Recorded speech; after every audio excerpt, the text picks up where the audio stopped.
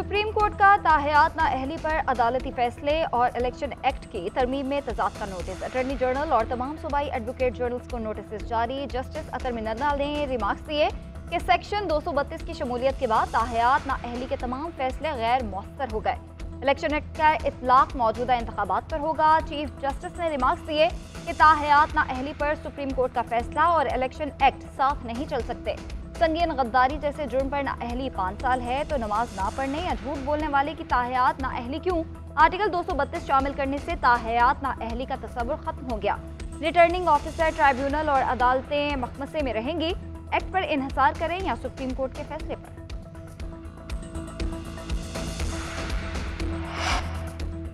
PTI को Peshawar high court से relief मिल गया। पेशावर हाई कोर्ट ने इलेक्शन कमीशन को इंट्रा पार्टी इंतखाबात केस में हतमी फैसले से रोक दिया।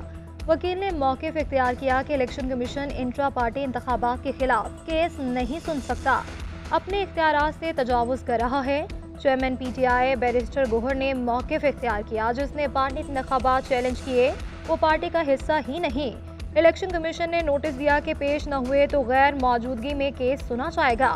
फॉरेन फंडिंग में भी सिर्फ हमारा ही केस सुना गया। इलेक्शन कमीशन पर तहफ़्फ़ुज़ात हैं। अदालत ने 7 दिन में जवाब तलब कर लिया। हुक्म दिया कि इलेक्शन कमीशन केस जारी रखे, लेकिन कोई हतमी फैसला जारी नहीं होगा।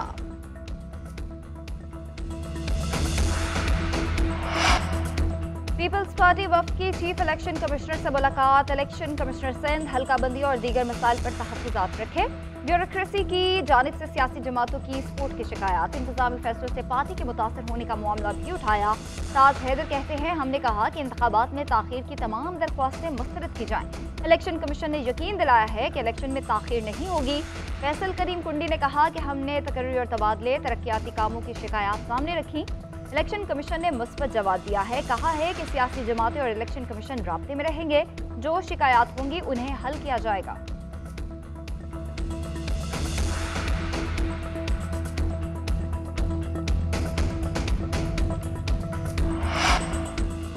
बानी चेयरमैन पीटीआई की तोशाखाना केस का फैसला मुअत्तल करने की दरख्वास्त पर फैसला महफूज कर लिया गया। बानी चेयरमैन की नाअहली का नोटिफिकेशन अदालत में पेश किया गया।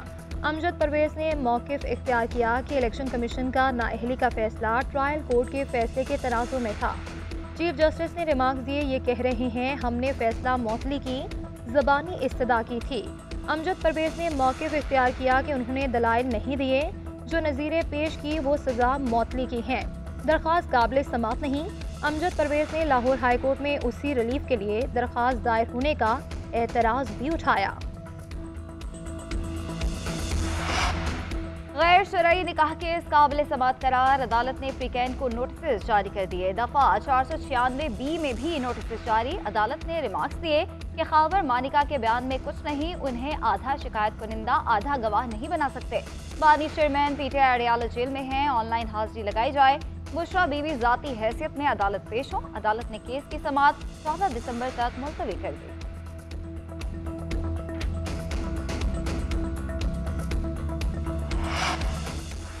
बानी चेयरमैन पीटीआई और शाह महमूद कुरैशी को रिलीफ मिल गया। इंसदाद दहशतगर्दी अदालत इस्लामाबाद में 5 मुकदमात में जमानत की दरख्वास्तें मंजूर।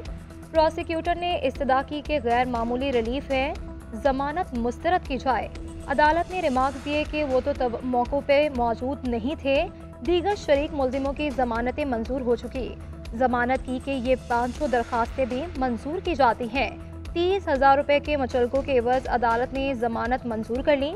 बानी चेयरमैन के खिलाफ 3 और शाह महमूद कुरैशी के खिलाफ 2 मुकदमा दर्ज थे।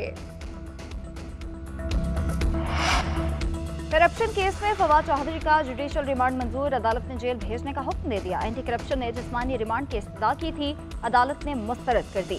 फवाद चौधरी के वकील ने केस डिस्चार्ज करने की दरख्वास्त दे दी। मौक़िफ़ इख्तियार किया कि सारा मामला सियासी इंतकाम का है, इलेक्शन से बाहर रखने के लिए ड्रामा किया जा रहा है। 6 रुकनी कमेटी में से सिर्फ फवाद चौधरी के खिलाफ केस किया गया। अदालत ने फवाद चौधरी की बच्चों से बात कराने की इजाजत भी दे दी।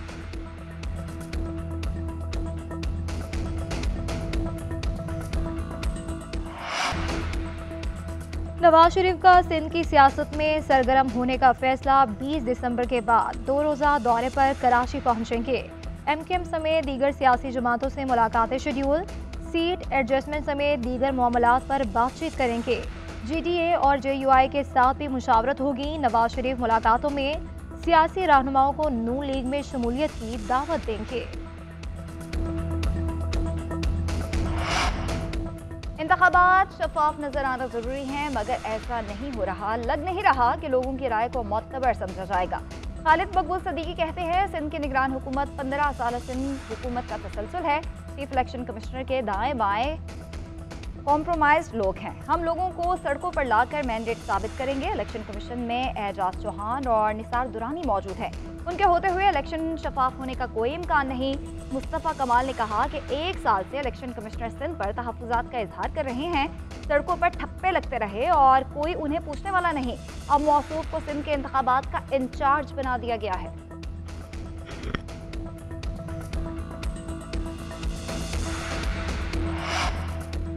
PTI ने फ्रॉड इलेक्शन कराया, इनके खिलाफ कार्रवाई होनी चाहिए। ये चोरी भी करते हैं और हेरा फेरी भी। एक शख्स को बिला मुकाबला मुंतखब करा लिया गया। नून लीग के रहनुमा अता तारड़ कहते हैं, इस शख्स का एजेंडा पहले दिन से माल कमाने का था। इसने दुश्मन के जालिम को अमली जामा पहनाया। इसने तारीख का सबसे बड़ा डाका डाला। दोबारा इसे मौका मिला तो फिर वही करेगा। इसके खिलाफ सख्त से सख्त कार्रवाई होनी चाहिए। आइंदा बरस पेट्रोलियम मसनूआत पर लेवी पर फिर बढ़ाई जाएगी। IMF को यकीन दहानी करा दी गई। MEFP के मुताबिक लेवी का हदफ 1065 अरब तक मुकर्रर किया जाएगा। रवा साल हदफ 869 से बढ़ाकर 918 अरब रुपए होने का इम्कान है। मुंतखब हुकूमत से पहले फी लीटर लेवी बढ़ाई तो ऑर्डिनेंस लाया जा सकता है। पेट्रोलियम मसनूआत की खपत बढ़ने से भी 918 अरब लेवी का हदफ हासिल किया जा सकता है। ज़राए के मुताबिक वजारत खजाना और IMF MEFP ड्राफ्ट में हदफ बढ़ाने पर मुत्तफिक है। हम ऑस्ट्रेलिया को होम ग्राउंड पर हराने की सोच लेकर आए हैं। टीम में बहुत टैलेंट है, लड़के भी जीतने के लिए पुरजोश हैं। टीम डायरेक्टर मोहम्मद हफीज कहते हैं कि उम्मीद है इब्रार अहमद दूसरे मैच तक फिट हो जाएंगे। उम्मीद है खिलाड़ी अच्छी कारकर्दगी दिखाएंगे। कैमरा में 4 रोज़ा मैच के इंतजाम देखकर बहुत हैरानी और मायूसी हुई। कैमरा की पिच बहुत सुस्त थी। ये ऑस्ट्रेलिया की हिकमत अमली हो सकती है। हमारी टीम भी सेट हो चुकी है। प्रीमियर लीग फुटबॉल के दिलचस्प मुकाबले इंग्लैंड में जारी। चेल्सी को एवर्टन के हाथों 2-0 से हजीमत का सामना करना पड़ा। मेजबान टीम के लिए अब्दुल्ला डकोरे और लेविस टोबिन ने गोल स्कोर किए। ये चेल्सी क्लब की रवा सीजन में 7वीं शिकस्त है। टोटनहम की न्यूकासल के खिलाफ 1 के मुकाबले में 4 गोल से जीत। रिचर्डसन ने फाते टीम के लिए 2 बार गेंद को जाल की राह दिखाई।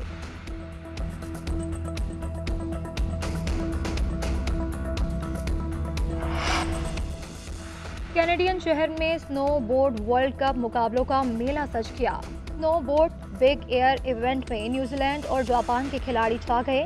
विमेंस कैटेगरी में न्यूजीलैंड की साइनेट की तीसरी कोशिश के दौरान 97.25 पॉइंट्स और साइनेट ने 183.25 पॉइंट्स के साथ टॉप पोजीशन हासिल की। ओलंपिक चैंपियन ऑस्ट्रेलिया की अना कैसर तीसरे नंबर पर रहीं। मेंस इवेंट में जापान के हासिगा ने अपने एजाज का कामयाबी से दिफा किया। ओलंपिक चैंपियन चीन के स्विन मैंग की दूसरी पोजीशन। और शौहर के कत्ल की तहकीकात में पुलिस ऑफिसर्स को अनदेखे खतरात का सामना। एक्शन क्राइम सीरीज फुल में वंस का ट्रेलर जारी। सीरीज 1 जनवरी से नेटफ्लिक्स पर नशर की जाएगी।